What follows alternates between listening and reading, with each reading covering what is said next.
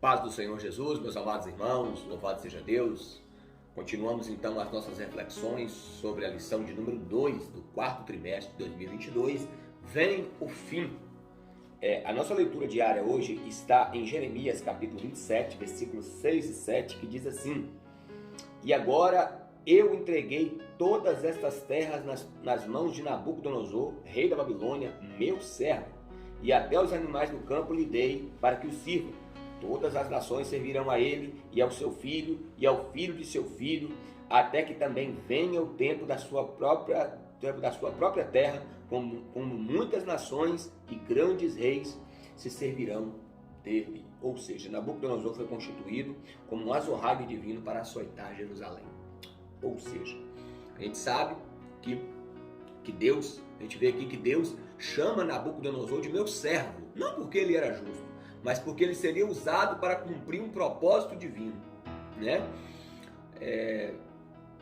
A gente sabe que quando a gente lê sobre a queda de Jerusalém, Jerusalém cai quando os exércitos de Nabucodonosor invadem a cidade, e ali, né, já tinha sido levado 2 demandas de cativos, então ele leva a terceira demanda de cativo, arruina a cidade, destrói a cidade, incendia a cidade, derruba os portões.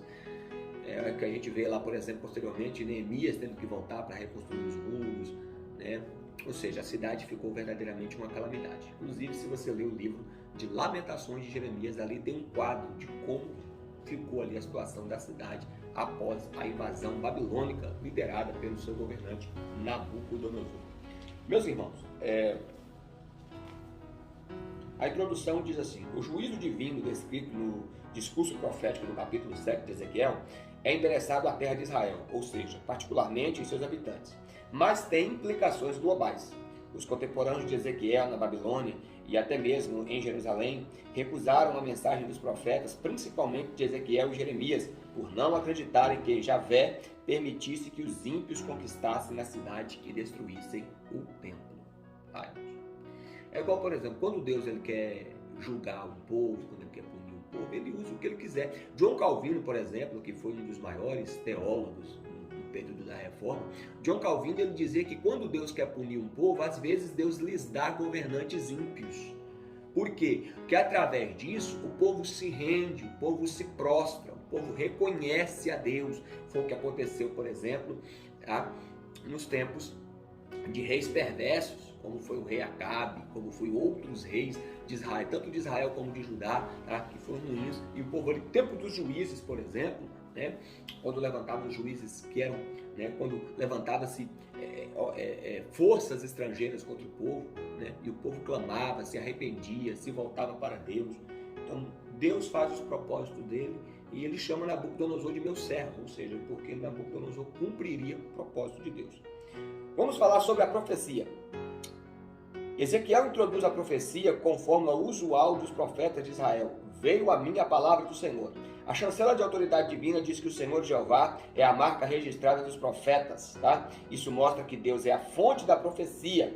Era uma comunicação divina inconfundível, diferentemente da natureza e atividade profética inicial, que ocorria por meio de visões. Esta fórmula verbal de revelação indicava ser a mensagem recebida de forma externa, direta e audível. Ou seja, então os profetas, para identificar a autenticidade da mensagem, eles não diziam de si mesmo, mas eles usavam a expressão assim diz o Senhor, ou seja, tendo uma inspiração verbal de Deus. Por isso que Pedro diz que nenhuma profecia da Escritura é de particular interpretação, porque os homens santos falaram inspirados, escreveram e falaram inspirados pelo Espírito Santo. Então a gente vê que uma comunicação direta e audível, ou seja, é o próprio Deus que estava falando pela boca do profeta.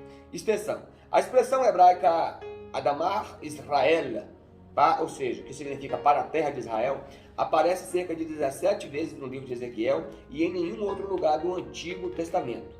Isso indica a ira divina sobre o povo de Israel no seu próprio território, mas ninguém deve restringir esse castigo somente para Jerusalém, pois ele também tem um caráter cósmico, ou seja, portanto extensivo a outros lugares. Isso fica claro pelo uso da expressão escatológica o fim vem sobre os 4 cantos da terra, que aparece também na Bíblia para se referir também à terra, como também lá em Apocalipse capítulo 7, versículo de número 1. Então, palavra originalmente foi direcionada a Israel, a Judá, mas ela é extensiva, porque nós sabemos que nós já falamos disso aqui no vídeo passado, inclusive se você não assistiu, assista lá, tá? Que o livro de Apocalipse deixa bem claro isso aí, tá? Do juízo de Deus em escala mundial e não apenas em escala nacional. Quando será? O agora no versículo 3 é no hebraico atar, que quer dizer agora, que ressalta a iminência do fim. Esse advérbio reaparece no versículo de número 8, acrescido da palavra depressa. Assim, depressa derramarei o meu furor sobre ti. Essa urgência é também demonstrada pela construção gramatical do verbo hebraico ba, que quer dizer vir, né? Que aparece 10 vezes nesse curto trecho da profecia. Em 4 delas, a ação está em andamento, pois o particípio hebraico indica uma ação contínua e ininterrupta. Eis que um só mal vem, eis que vem a tua sentença, eis aqui o dia, eis que vem. Ou seja, tá? O que ele quer dizer aqui? Falando da iminência, ou seja, que verdadeiramente acontecerá. Muitos não acreditavam que aconteceria a destruição de Jerusalém. E até mesmo apoiava-se no templo, em outras coisas, tá? E até mesmo se apoiava em profecias de falsos profetas que diziam que estava tudo bem. Mas verdadeiramente a destruição de Jerusalém veio. E isso vale também para nós. Muitos ignoram, tá? O fim, muitos ignoram o julgamento de Deus, muitos ignoram o retorno do Senhor Jesus Cristo, muitos ignoram que céus e terra passarão, tá?